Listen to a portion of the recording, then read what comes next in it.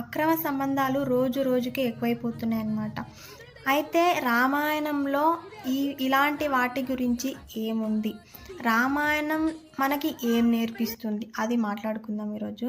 అయితే రామాయణంలో ఇంద్రుడు అహల్య దగ్గరికి వెళ్ళినప్పుడు అహల్యకి తెలుసు వచ్చినవాడు ఇంద్రుడే అని. 3 లోకాలు ఏలే ఇంద్రుడు నా కోసం వచ్చాడు అనే కుతూహలంతో ఆమె ఇంద్రుని కాదనలేకపోతుందనమాట. అయితే అప్పుడు గౌతమ మహర్షి వచ్చినప్పుడు ఇంద్రుణ్ణి శపిస్తాడు, కానీ అహల్యని శపించడం, నువ్వు రాయైపో రప్పైపో అని అక్కడ గౌతమ మహర్షి శపించడు. వాల్మీకి రామాయణంలో ఇలాగే ఉందన్నమాట.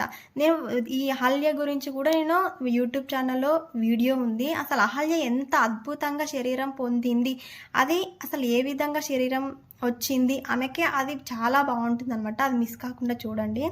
అయితే గౌతమ మహర్షి, నువ్వు ఇప్పుడు పాపం పొందినావు, ఈ పాపం పోవాలంటే నువ్వు తపస్సు చేయాలి.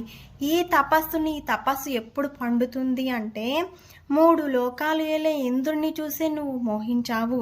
సమస్త లోకాలకు ప్రభువైన ఆ దేవదేవేంద్రుడు, సమస్త లోకాలకి అందగాడైన ఆ దేవదేవేంద్రుని చూసి నువ్వు నా బిడ్డ అని ఎప్పుడైతే అనుకుంటావో అప్పుడు నీ పాపం పోతుంది అని చెప్పేసి గౌతమ మహర్షి చెప్తాడనమాట. అంటే ఈ విధంగా రాముడు వస్తాడు, ఆ రాముడు సాక్షాత్ ఈశ్వరుడు, ఆ ఈశ్వరుని చూసి నువ్వు నా బిడ్డ అని అయితే ఎప్పుడైతే అనుకుంటావో అప్పుడు నీ పాపం పోతుంది అని చెప్పేసి ఈ విధంగా గౌతమ మహర్షి చెప్తాడనమాట. అంటే ఇక్కడ మనం నేర్చుకోవాల్సింది ఏంటిది అంటే, ఒక స్త్రీ ఎప్పుడు కూడా ఒక పురుషుడు బిడ్డలాగా చూడాలి. రామాయణం మొత్తం మనకి నేర్పించేది ఏంటిది అంటే, రాముడు ఏ విధంగా చూస్తాడు, రావణాసురుడు ఏ విధంగా చూస్తాడు, సీతమ్మ ఏ విధంగా చూస్తుంది, శూర్పణఖ ఏ విధంగా చూస్తుంది.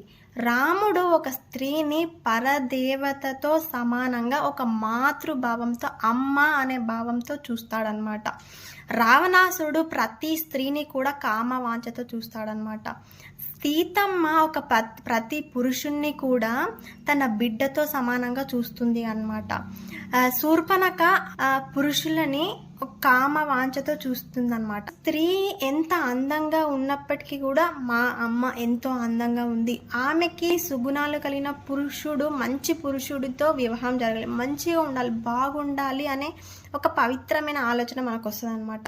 ఇదే భావంతో, మాతృభావంతో ఒక పురుషుని చూసిన అన్న ఎంత అందంగా ఉన్నాడు బిడ్డ, మంచి భవిష్యత్తు ఉండాలి, మంచి అమ్మాయితో వివాహం జరగాలి, బాగుండాలి అనే పవిత్రమైన భావం మనకి వస్తుందన్నమాట.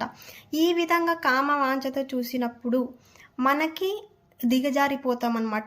మనిషి ఏ విధంగా ఉంటాడు, పశువు ఏ విధంగా